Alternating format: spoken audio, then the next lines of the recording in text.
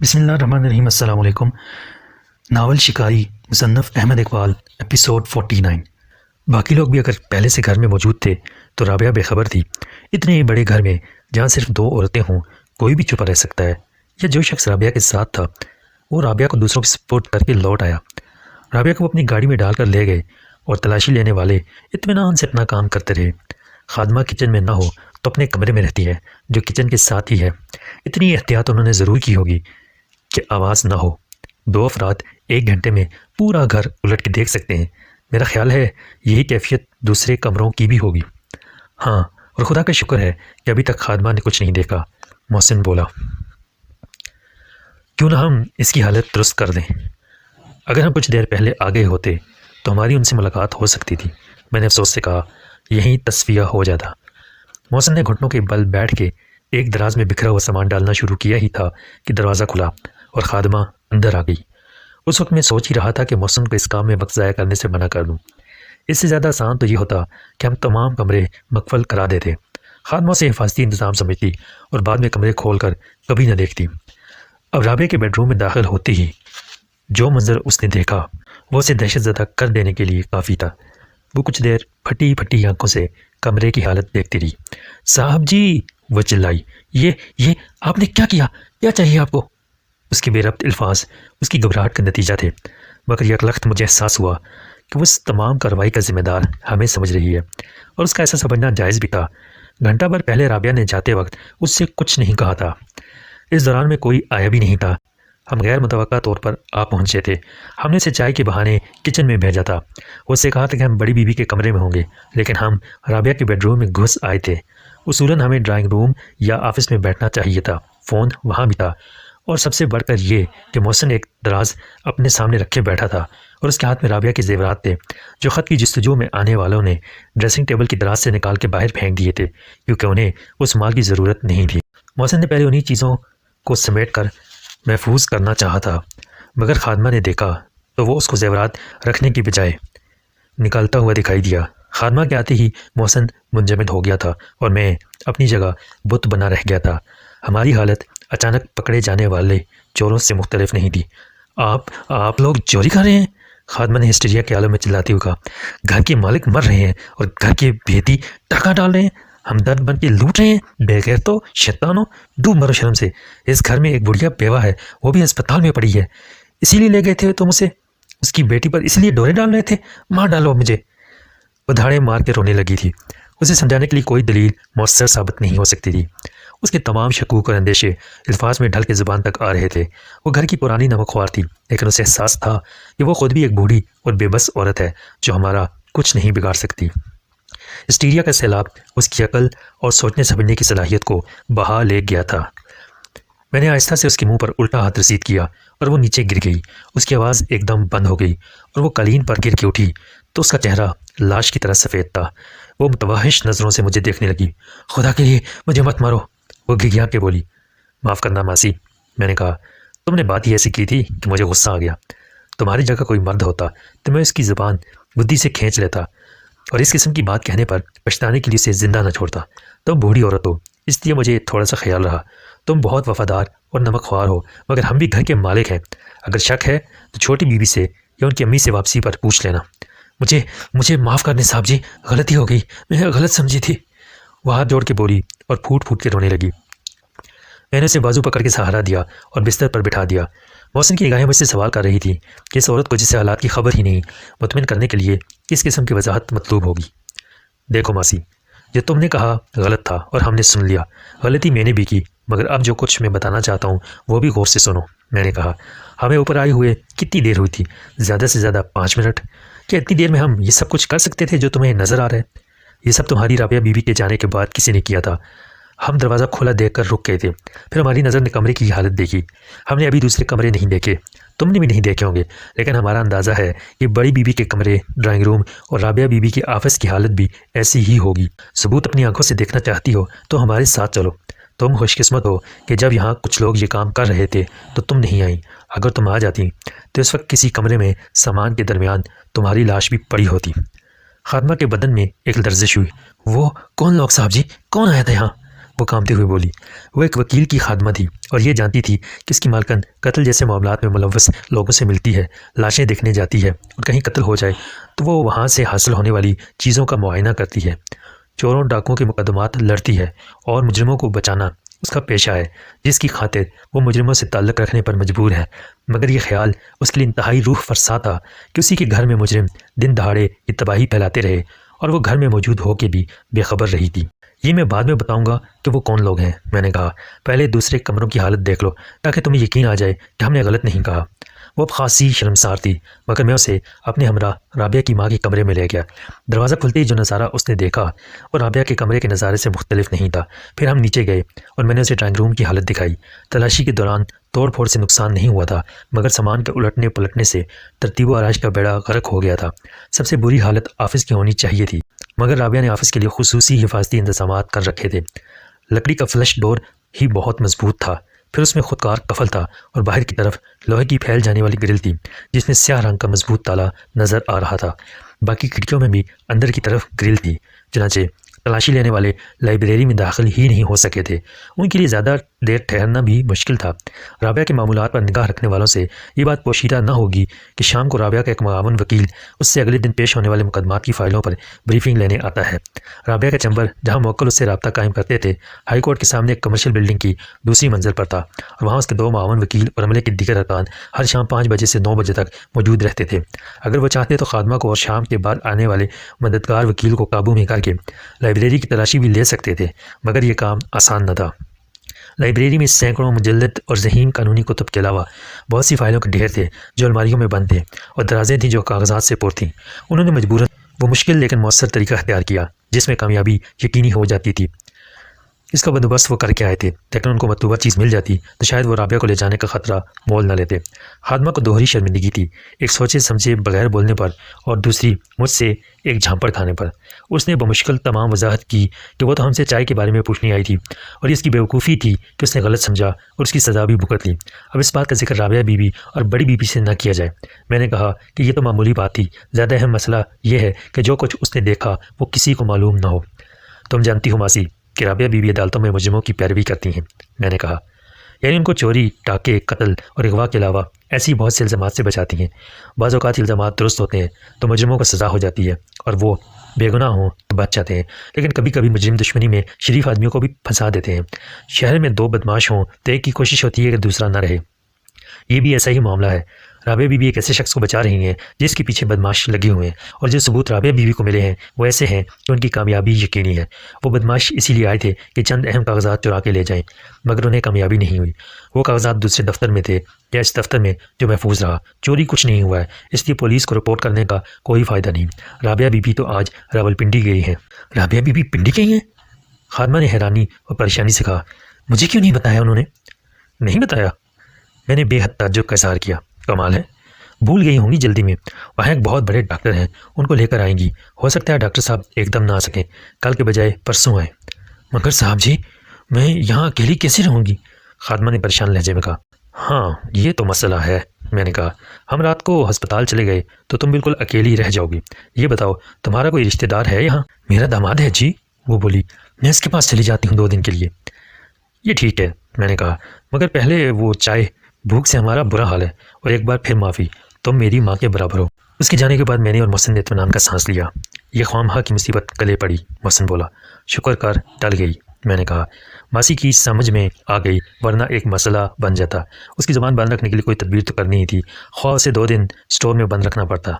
اس سے بڑا مسئلہ رابعہ کی ماں کا ہے سکندر، محسن نے کہا۔ جب وہ ہوش میں آئے گی تو پوچھے گی کہ میری بیٹی کہاں ہے۔ ایک دن تو ٹال سکتے ہیں، دوسرے دن کیا بہانہ کریں گے کہ وہ کیوں نہیں آئی؟ مجھے امید ہے کہ دوسرے دن کی نوبت نہیں آئے گی، میں نے کہا۔ رابعہ اس سے پہلے لوٹ آئے گی یا پھر کبھی نہیں آئے گی۔ فرض کر اس میں 3-4 دن لگ گئے، محسن نے کہا۔ 1 ہفتہ لگ گیا، ناممکن کچھ نہیں ہوتا، تو ہم ڈاکٹروں سے مدد لیں گے۔ بڑی بھی کوئی صدمہ جھیلنے کے قابل کہاں ہیں، ہم کوشش کر سکتے ہیں کہ انہیں سلائے رکھیں۔ اگر ڈاکٹر نہ مانے تو کسی نرس سے مدد لی جا سکتی ہے۔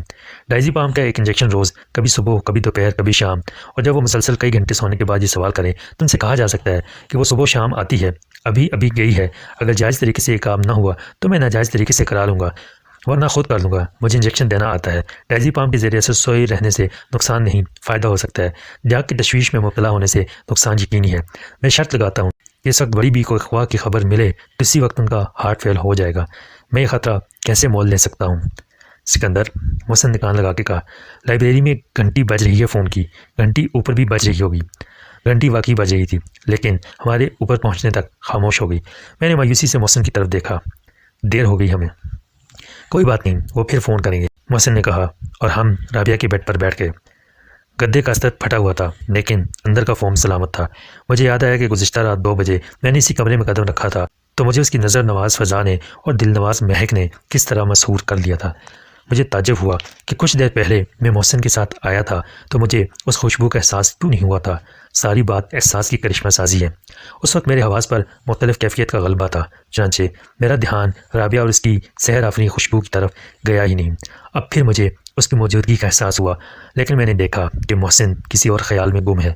وہ خوشبو کے وجود پر نہیں، اس پیغام کی نوعیت پر غور کر رہا تھا جو موصول ہونے والا تھا۔ رابعہ کے گھر میں 2 ٹیلی فون تھے، ایک جو رابعہ قاری ایڈوکیٹ کے نام پر تھا نیچے آفس میں لگا ہوا تھا اور اسی کی ایکسٹینشن اوپر رابعہ کے بیڈ روم میں تھی، دوسرا رابعہ کے والد کے نام پر تھا جو ان کے گھر کا پرائیویٹ نمبر تھا اور اس کی 2 لائنیں ڈرائنگ روم اور رابعہ کی ماں کے کمرے میں تھیں۔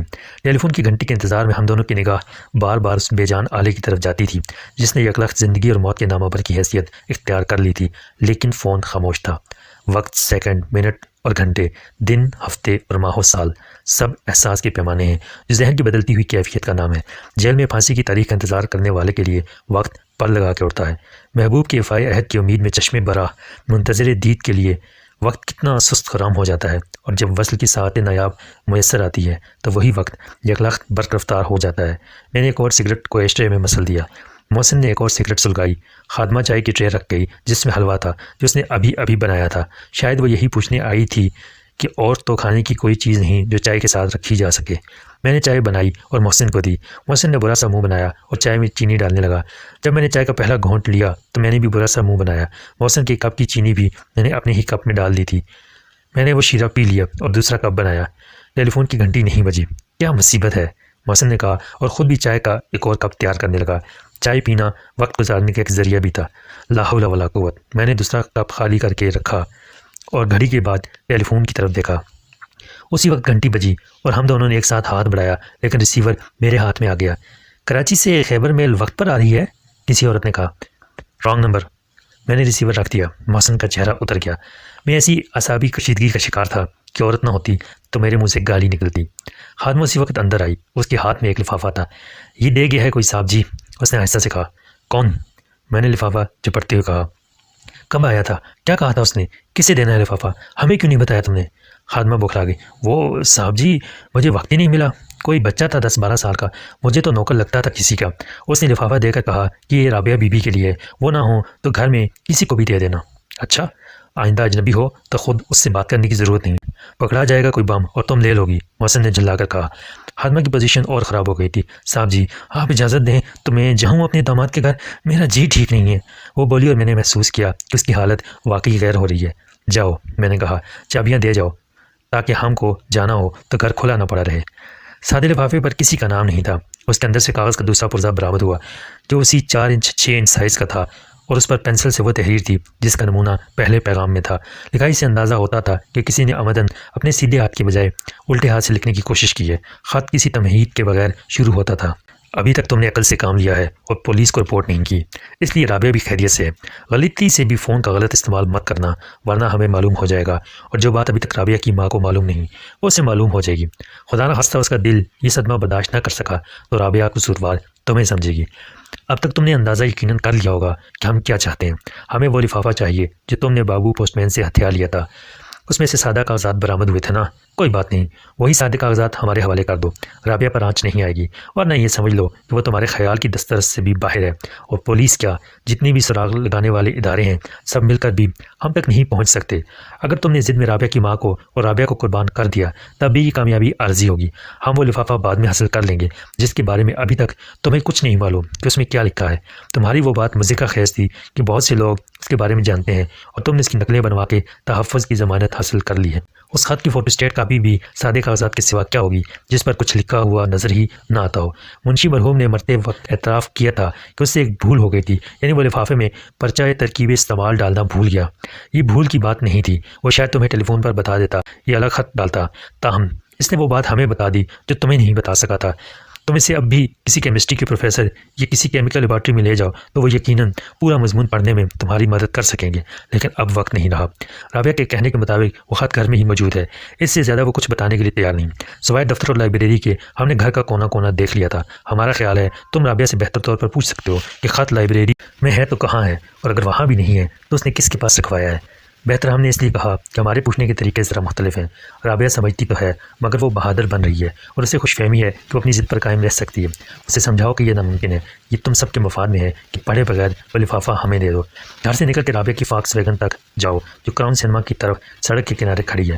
اس کے پیچھے ایک ٹیکسی ہے، ٹیکسی میں چابیاں موجود ہوں گی۔ اس ٹیکسی کو گڑی شاہو کی طرف لے جاؤ اور دائیں طرف مڑ کے ریلوے کراسنگ تک سیدھے جاؤ، پھر نہر کے بائیں کنارے پر اسی شکستہ مزار کی طرف بڑھو جہاں سے پولیس کو منشی کی ایک گمنام فقیر کی مس شدہ لاش ملی تھی۔ اس سڑک پر دو افراد تمہیں روکیں گے، ان کے لباس ایک جیسے ہوں گے۔ کسی اور کو بٹھاؤ گے تو قدرتی طور پر ہم شک میں مبتلا ہو جائیں گے۔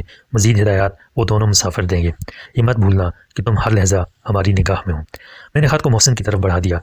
کاغذ کا پرزہ دونوں طرف لکھنے سے بھر گیا تھا، لیکن میری طرح محسن نے بھی اس عبارت کو 5 منٹ میں 2 بار پڑھ لیا۔ یہ لوگ ڈاج کر رہے ہیں سکندر، محسن نے کہا۔ ابھی تک انہیں علم نہیں کہ رابعہ کی فاکس ویگن اب وہاں نہیں ہے جہاں یہ لوگ سمجھ رہے ہیں۔ ان کے کسی آدمی کی ہم پر نگاہ نہیں۔ یہ سب ہمیں نفسیاتی طور پر مرعوب کرنے کے لیے لکھا گیا ہے۔ کیا اس سے یہ نتیجہ بھی نکالا جا سکتا ہے کہ ٹیلی فون بھی کوئی ٹیپ نہیں کر رہا ہے؟ میں نے کہا، کیونکہ فون یا تو ایکسچینج میں ٹیپ ہوتا ہے یا گھر کی قریب ترین لائن سے، مگر اس کے لیے پول پر چڑھنا پڑتا ہے، اور پول پر کوئی کب تک ٹنگا رہ سکتا ہے یہ تو ہم فوراً باہر نکل کے بھی دیکھ سکتے ہیں۔ فون ٹیپ کرنے کے بہت سے سائنٹیفک طریقے ایجاد ہو چکے ہیں، محسن بولا۔ لائن کے علاوہ جنکشن باکس بھی ہوتے ہیں۔ ہم نے تو یہ بھی نہیں دیکھا کہ باہر کسی نے فون کی لائن سے تار تو نہیں جوڑ رکھا ہے۔ ہو سکتا ہے خط بھی رابعہ کی فاکس ویگن کے ہٹنے سے پہلے لکھا گیا ہو۔ میں نے کہا، ہم خطرات مول لینے کی پوزیشن میں نہیں رہے محسن۔ انہوں نے ایک دھمکی اور دے دی ہے کہ رابعہ کی ماں کو رابعہ کے اغوا کے بارے میں بتا دیا جائے گا، وہ واقعی مر جائے گی، اور آج ظلم کے خلاف سینہ سپر رہنے والی رابعہ کو بھی کل یہ خیال ضرور آئے گا کہ اس نے اپنی ماں کو اپنی ضد پر قربان کر دیا۔ بعض اوقات حصول مقصد میں کامیابی یقینی ہو تو آدمی اپنی پیاری سے پیاری چیز قربان کر کے بھی نہیں بچتا تھا، محسن نے اسپاٹ لہجے میں کہا۔ میں فوراً سمجھ گیا کہ محسن کی بات کا مطلب کیا ہے۔ اگر رابعہ کا دماغ خراب ہو رہا ہے تو کیا؟ میں تو ہوش میں ہوں، میں نے کہا۔ اچھا، خدا حافظ، محسن نے کہا۔ یہ بتا، رابعہ نے تیری بھی نہ مانی، لفافے کا پتہ نہ بتایا تو کیا ہوگا؟ میں جانے سے پہلے ہی کیسے بتا سکتا ہوں؟ میں نے کہا۔ تو میرا یہیں انتظار کرنا صبح تک، اس سے پہلے یا اس کے بعد جو کچھ کرنا ہوگا وہ میں اپنی پرائیویٹ عقل کی مدد سے کر لوں گا۔ آپ تشریف لے جائیں، محسن چڑھ کے بولا۔ صاحب جی، میں جا رہی ہوں۔ خادمہ نے چابیاں میز پر رکھ کے کہا۔ وہ اپنا بوسیدہ برقع اور میلی پوٹلی بغل میں دبائی کھڑی تھی۔ تمہارا داماد کہاں رہتا ہے ماسی؟ محسن نے اسے غور سے دیکھ کے کہا۔ کیسے جاؤ گی؟ چلی جاؤں گی بس سے، وہ صدر میں رہتا ہے، بازار کی پیچھے والی گلی میں، وہ بولی۔ محسن نے نفی میں سر ہلایا۔ تم سکندر صاحب کے ساتھ چلی جاؤ، یہ تمہیں ٹیکسی میں لے جائیں گے۔ اس تکلیف کی ضرورت نہیں صاحب جی، میں تو آتی جاتی رہتی ہوں، خادمہ نے عاجزی سے کہا۔ تکلیف کیسی؟ یہ بھی ادھر ہی جا رہے ہیں، محسن نے کہا۔ سکندر، ماسی کو عین ان کے گھر کے دروازے تک پہنچانا ہے۔ آج تم نے ان کے ساتھ بہت بدتمیزی کی۔ اس کا انداز تحکمانہ اور فیصلہ کن تھا۔ خادمہ کی نظر بچا کے اس نے مجھے آنکھ ماری تو میں سمجھ گیا کہ اس کے ذہن میں کچھ اور ہے۔ میں اسے منع بھی کرنا چاہتا تھا کہ وہ کسی چکر میں نہ پڑے، اور پوچھنا بھی چاہتا تھا کہ اس نے کیا سوچا ہے، لیکن میں مجبور تھا کہ خاموشی سے اس کی بات مانوں۔ نہ وہ ماسی کے سامنے کچھ بتاتا اور نہ میرے منع کرنے سے مانتا۔ میں نے ماسی کو ساتھ لیا اور کوٹھی سے باہر آیا تو وہ ذرا سی دیر کے لیے رکی، اس خیال سے کہ شاید میں کسی گزرتی ہوئی ٹیکسی کو روکوں، لیکن میں نے کہا کہ اپنی ٹیکسی آگے کھڑی ہے تو وہ پھر چل پڑی۔ محسن نے ماسی کو کیا سوچ کے میرے ساتھ کیا تھا یہ میں ابھی طے نہیں کر سکا تھا۔ شاید اس کا مقصد نگرانی کرنے والوں کو گمراہ کرنا تھا۔ اگر وہ واقعی دیکھ رہے ہوں گے تو فوراً چوکنے ہو جائیں گے، اور تعاقب کیا تو صدر تک جا کے انہیں کوئی فائدہ نہیں ہوگا۔ کیا محسن اس مہلت سے فائدہ اٹھانے کے بارے میں کوئی فیصلہ کر چکا ہے؟ یقیناً بات یہی ہوگی۔ میں نے ٹیکسی کا دروازہ کھولتے ہوئے سوچا۔ ماسی کو پیچھے والی سیٹ پر بٹھا کے میں نے ڈرائیونگ سیٹ سنبھالی اور انجن سٹارٹ کیا۔